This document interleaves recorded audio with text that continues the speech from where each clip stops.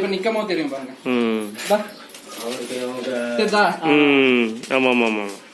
அதான் என்னன்னா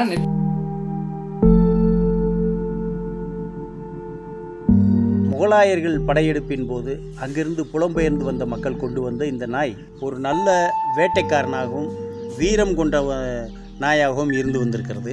சொல் பேச்சு கேட்கக்கூடிய கட்டளைகளை கீழ்ப்படியக்கூடிய நாயாக இருந்திருக்குது. இந்த நாயை காட்டெருமை, பன்றி, மான் போன்ற வனவிலங்குகளை வேட்டையாடுவதற்காக அந்த காலத்தில் பயன்படுத்தி வந்திருக்காங்க. வீட்டில் வளர்க்கக்கூடிய விலங்குகளை பாதுகாக்கவும், புலி, சிறுத்தை போன்ற வனவிலங்குகளிலிருந்து பாதுகாக்கவும் இந்த நாயை பயன்படுத்தி வந்திருக்காங்க. இது அதிக வலியையும் சகிப்புத்தன்மை கொண்ட நாயாகவும் புரிதல் தன்மையுடைய நாயாகவும் இருக்கிறதுனால இதை வீட்டில் செல்லப்பிராணியாக வளர்த்து வந்தாங்க. இப்போ வர்ற காலகட்டத்தில் அந்த நாய் இனம் சிறுக சிறுக அழிந்து கொண்டிருக்கின்றது. இப்போ இந்த நாயை பராமரித்து வர்றவங்க பண்ணை வீடுகள்லையும் ஜமீன்கள்லையும் தோட்டங்கள்லையும் தான் இதை வளர்த்து வர்றாங்க. அப்படி வளர்த்து வர்றவங்க இந்த நாய் இனம் அழிந்து போகாமல் மேலும் மேலும் வளர்த்து இனப்பெருக்கம் செய்து அந்த இனத்தினை காப்பாற்ற வேண்டுமாய் எங்களோட கோரிக்கையை வைத்துக் கொள்கிறோம். நன்றி.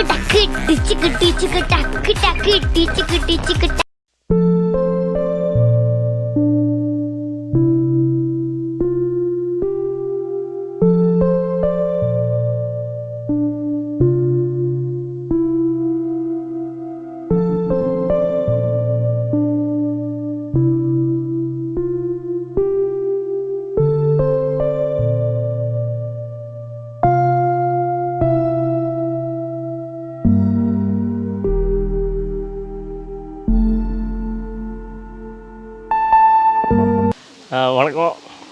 இப்போ நம்ம கோம்பை வந்தாச்சு. பேக் ட்ராப்பில் பார்ப்பீங்க, ஒரு தோப்புக்குள்ளே இருக்கும். அழிவில் விளிம்பில் இருக்கக்கூடிய கோம்பை நாயில் வளர்க்குறதுக்காகவே ஒரு ஐயா இருக்காருங்க. அவர் அதை பாதுகாத்து பொக்கிஷமாக வளர்த்துட்ருக்காரு.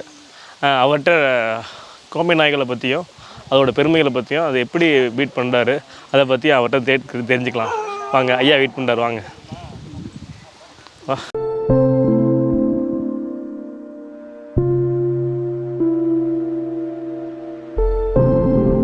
இப்போ ஐயா நம்ம கூட இருக்கார். அவர்கிட்ட பேசி கோம்பை நாய்களை பற்றி தெரிஞ்சுக்கலாம், வாங்க.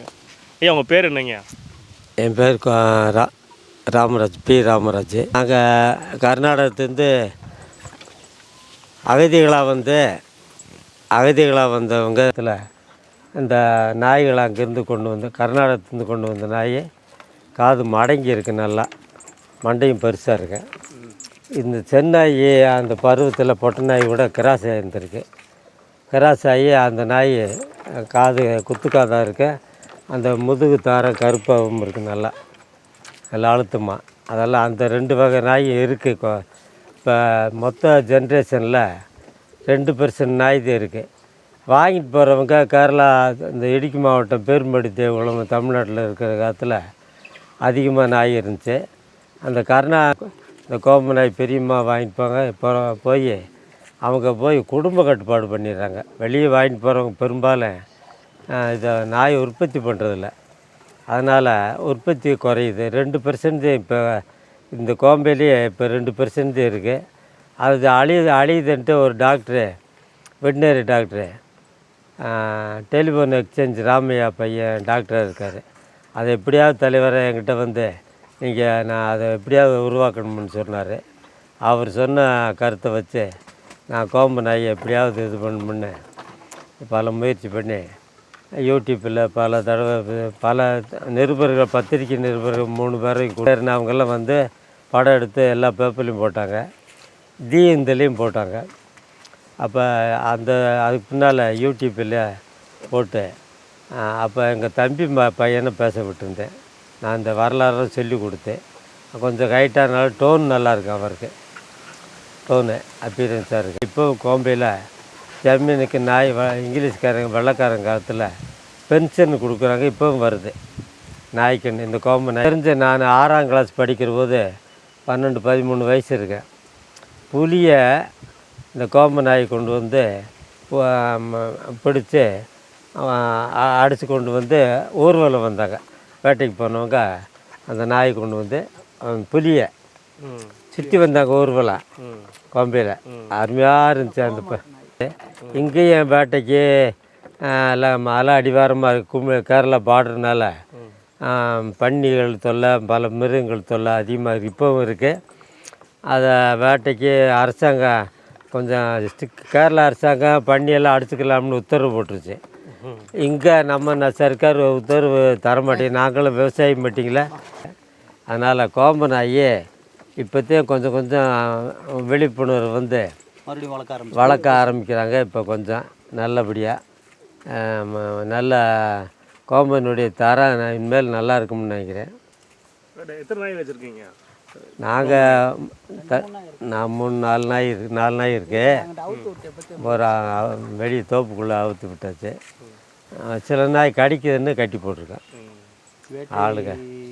ஆளுகள்லாம் கடிக்குது.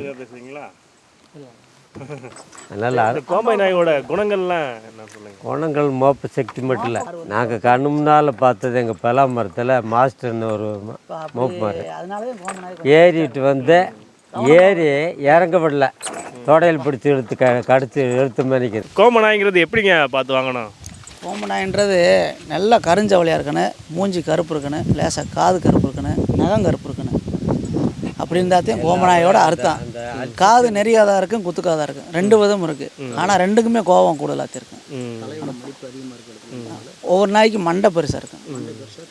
ஆமாம், கோபம் அதிகமாக இருக்கும். கூர்மைங்கிறது அடிச்சு அந்த கவனம் கூடுதலாக இருக்கும், நல்ல கவனமாக இருக்கும். நம்மளை காட்டிலும் பல மடங்கு அதிகமாக. 1 கிலோமீட்டருக்கு அங்கிட்டு ஆள் வந்தாலும் காமிச்சு கொடுத்துரும் சக்தி. அது வேறு நாய்க்கெல்லாம் அப்படியெல்லாம் இருக்காது. வேறு சிப்பிப்பாறை அதெல்லாம் இருக்குது, இருந்தாலும் அது அழகுக்கு நல்லா இருக்கும் பார்க்குறதுக்கு. ஸ்பீடு. ஆனால் ஒரு அடி அடித்தா அது பயந்து போய் படுத்துறேன்.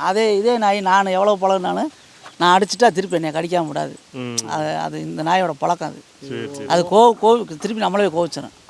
ஆமாம். ஓகே, ஐயா மீட் பண்ணி நிறையா கோம்பை நாய்களை பற்றி அனுபவம் நிறையா பகிர்ந்துக்கிட்டோம். சரி, ஒரு தேங்க்ஸ் சொல்லிட்டு இங்கேருந்து கிளம்பலாம். ஐயா, வேறு என்ன சொல்ல விரும்புறீங்க? நாயை பாதுகாக்கிறதுக்கு வேறு நீங்கள் நாய் பாதுகாப்பு பண்ணுறதுக்கு நாய்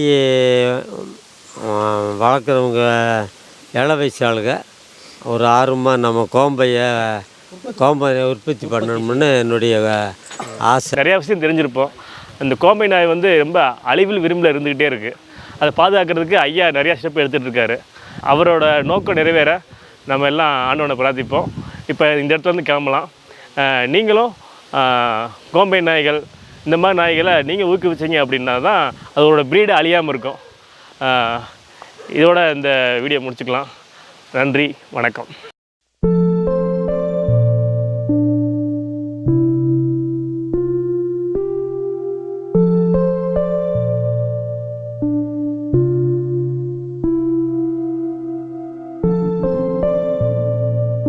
In the camera, Karan and Ayappan. Bye.